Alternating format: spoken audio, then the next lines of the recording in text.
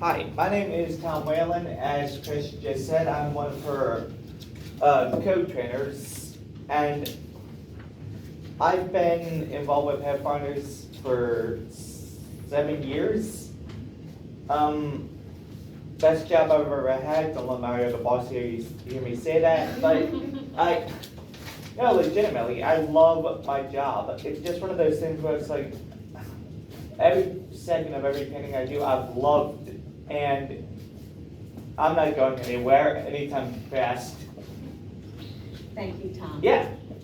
So we're going to do, well, first of all, let me ask, and I don't know if anybody can type it into chat, if anybody's seen this training before. Anybody? It was second-year students tend to see it now. Okay, all right.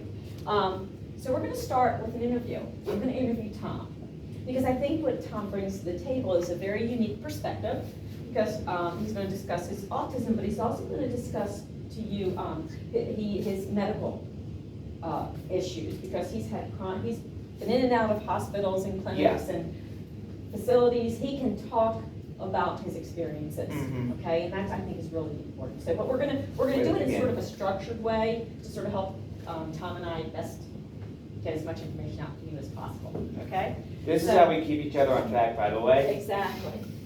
So feel free to ask questions. You're going to have time throughout the whole presentation. It's only 1 hour.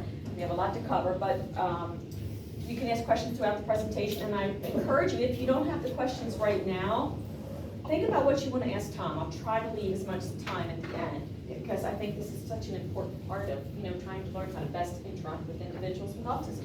So, Tom, Question for you real quick. Can we save the Q&A for the very end, or are they? I think they can ask throughout. Throughout, okay. And if they have some questions they save at the end, they can do that too. Okay, Fair cool. enough? Yeah. All right. So, I'd like to introduce you. So, I'm going to start with my questions for Tom. All right.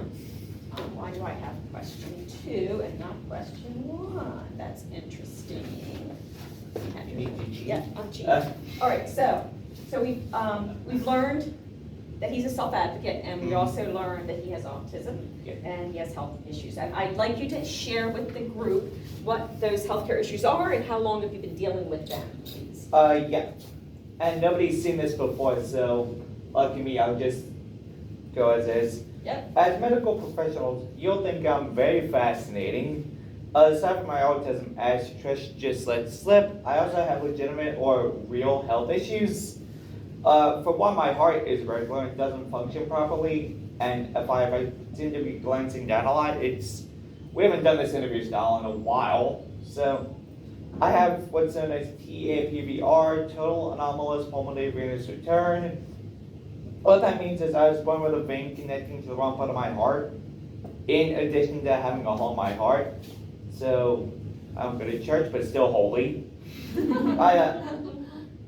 I've been in and hospitals for various reasons my entire life. I'm 33 and I'm no stranger to hospital settings. I had full-on open heart surgery at the age of 4 months, and thank you, Duke Cameron. And according to my mom, I actually flatlined on the operating table, but was resuscitated. That whole YOLO thing don't really apply to me. Left number 2 and counting.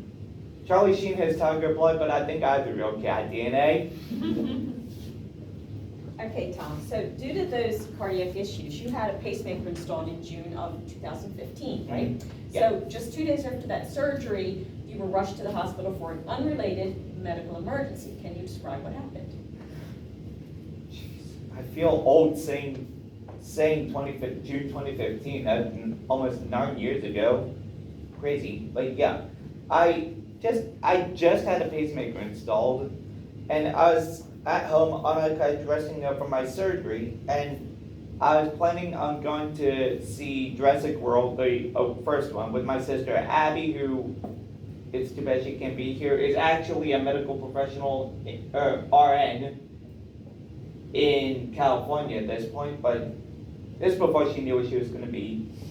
So, I asked Abby if she was almost ready to, I got up to ask Abby if she's almost ready to leave, and I got up a little too quickly. And question for the group, this has got to be a universal feeling. You know when you get too quickly, get that dizzy, lightheaded, oh my god, I'm gonna fall feeling? I've seen that. Well, compare that, or combine that with being in your own world on pain meds, and that's not the best combination in the world. I'm in it all 3 steps and just blacked out. I don't even remember what happened. All I remember is waking up. I just remember waking up on our hardwood floor. My arm was bent backwards, mangled, and I was in such shock. I was coming to. I didn't realize what the hell happened. I looked at my arm. My immediate thought was get to your phone, and that's not good, is it?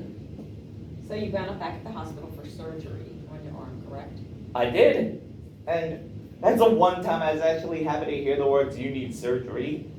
Because when initially when I got to the hospital, they said it was such a clean break they couldn't do anything for it, just let it heal naturally 6 to 9 months. But thank God my surgeon stepped in and said, no, nuts to that, we're operating on this guy ASAP. But yeah, wound up back in the hospital 2 days after being released from pacemaker, so to the same hospital. And after x-raying my arm, the doctor told me I had fallen, broken my well, duh, genius, and shattered my funny bone. And when I fell, that wasn't humorous. That hurt like hell. But even though I broke my funny bone, as you can probably tell, my sense of humor incredibly remained intact. You have to have a sense of humor about the whole thing, and I can't show what's inside my arm. Actually, maybe I'm going to go my x-ray next time we do this. That'd be cool to see. But I can show you this wicked, awesome looking scar running the length of my arm. But the silver lining, they saved my tattoo. So there's that. So can you tell us just a little bit more about your surgery? And I'm talking specifically about your experience with anesthesia, because this is a very common concern in autism. Yeah. The most interesting thing I can tell about my medical history is this, and I don't know if it's nerves, anxiety, or the fact that I have autism. And when I say nerves or anxiety, I mean not just the anxiety of they're gonna put me to sleep and I don't know what they're gonna do. It intertwines with all my other medical issues, I think. Like they're putting me to sleep, they're cutting me open, am I gonna wake up? But hopefully we all know how anesthesia works. You put the mask over your face. They tell you, count backwards on 10 to 0. You'll be asleep by 1. That didn't work.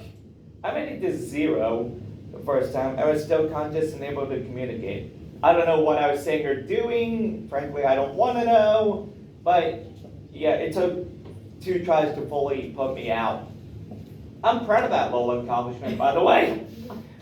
Just let it never happen again. You beat the system. I beat the system. Just don't let it ever happen again. Up the gas. So, okay, Tom. Yeah. So since you've had your share of healthcare interactions, can you tell the audience one thing that you want them to remember when they are interacting with someone with autism? This is the hardest.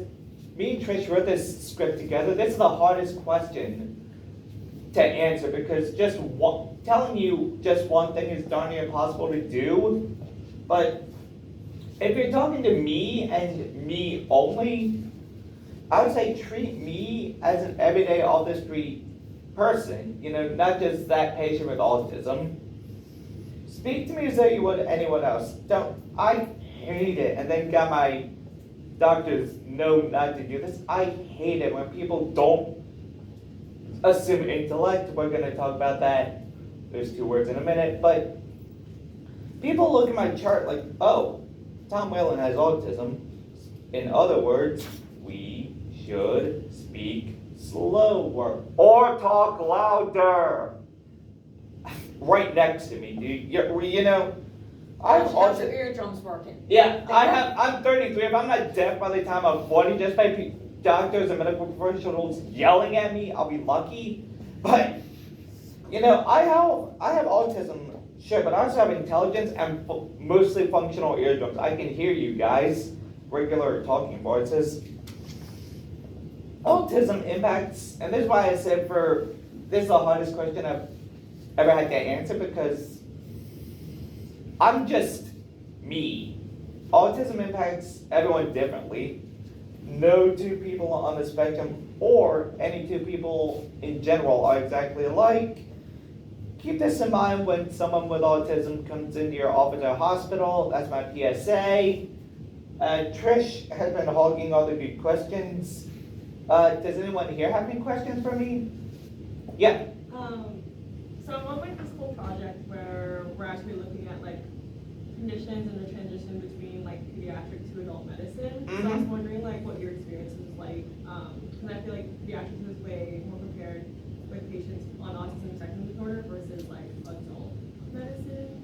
So like what was your experience with transitioning into adult medicine? Oh, you mean into adult not into adult primary care? That was, Yeah.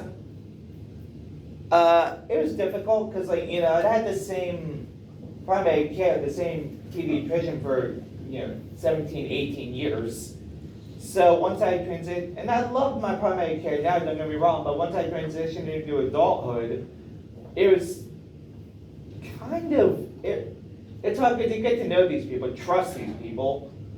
And all of a sudden, one day it's like, oh no, you're not seeing her, you're seeing somebody new. Well, why? Why can't I stick with my old primary? But apart from that, the transition went really well. It was just that first impression of, oh my God, this isn't my usual primary care. What is going to happen? I'd like to add a little bit to that Yeah. conversation there, because that is a big challenge that we have all the time with families coming to us because their children are aging out of the pediatric environment. Yeah. There are very few doctors willing to work with individuals with autism. And think about it, and I think you pretty much said it, the pediatrician is getting that baby in at, birth. And by the time, let's say they get diagnosed, if we're lucky at 2 or 3, Yeah. that the pediatrician already knows that child, right? And he's not gonna say, well, I can't work with you anymore. But because I think, like you said, they sort of have to grow with that, and they become comfortable with dealing with someone with autism. In that adult world, the internist, they're not necessarily having to deal with individuals with autism throughout their lifespan. So it's a real transition, and there's a lot of things that, accommodations and things. And one of the things you should have on your desk is a brochure that Tom handed out called Your Next Patient Has Autism. That's going to the hospital. Did you hand out the other little cards? I'm gonna hand them out then, sorry. We worked with the Organization for Autism Research out of New York, and they gave us a grant. One of the things we did is we met with Tom and about 2 or 3 other adults with autism, a pediatrician, a professor at nursing over at one of the colleges, and we updated an old brochure. And so it's pretty much hot off the presses, but the idea behind this is to be able to give to your pediatrician or to any of your doctors that will tell you how do you best support someone with autism. We have a ton of these, and if you have practices or if you know folks that can benefit from this, we give them to parents, we give them to professionals, and it's a real good, easy sort of encapsulation of what we're talking about today. So, but yeah, that transition is really hard, and I was part of a grant at one point, a few years ago actually. There's a lot of hospitals trying to figure this out, and it's really, really tough. But I found a great doctor for my son. And we have, I said, let me, okay, Tom. Yeah. Let's see if there's any other questions, and then I'll. Yes. How do you think it would have been more helpful for you to decrease your anxiety about the anesthesia? What do you think the doctor could have done to help you? Honestly, I've never really thought about that. I don't know, but it wasn't so much it wasn't so much the anesthesia. For me, it was anytime I go for any kind of procedure, whether it be my pacemaker, my arm, or I had my tonsils when I was a kid, my original heart, anything like that, you have to sign a waiver. We're not responsible if you die, basically. So I think that freaked me out more than anything. Basically, just not blindly, but like, just signing my life away. Like, okay, I can't do anything. But it all worked out. But I don't think there was really anything they could have done. You know, I'm just that resilient and just that, I guess, nervous about what's gonna happen to me, you know? And we're gonna talk, Tom and I will, during the presentation, you're gonna hear some tips and strategies that might help in general, you know, dealing with certain areas of life. So what I would like to do is anybody on But like, it's, chat has any questions for Tom? Otherwise, we're gonna move on. It and might we'll be- have more time. maybe like, I don't know if you've ever covered this, but maybe like a comfort item, like a jacket, like a favorite jacket, or like a stuffed, or something, you know, just something to reassure you, this will be here when you get back, you know? For me, that's my family.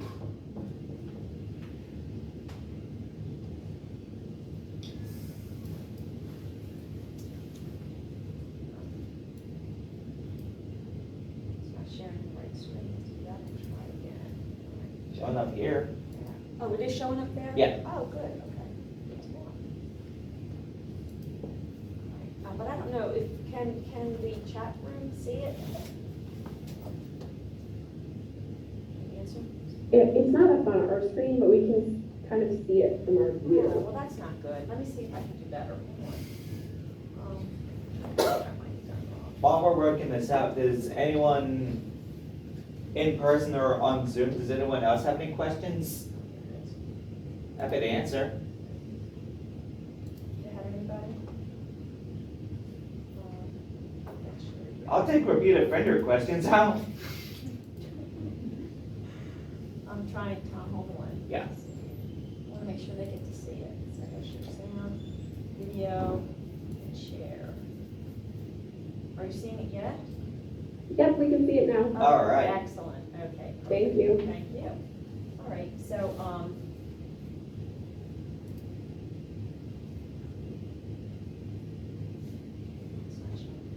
all right, we'll get going here. All right, so first of all, real quick, I'm with Pathfinders for Autism. I think I told you that, but let me tell you what we do, how we help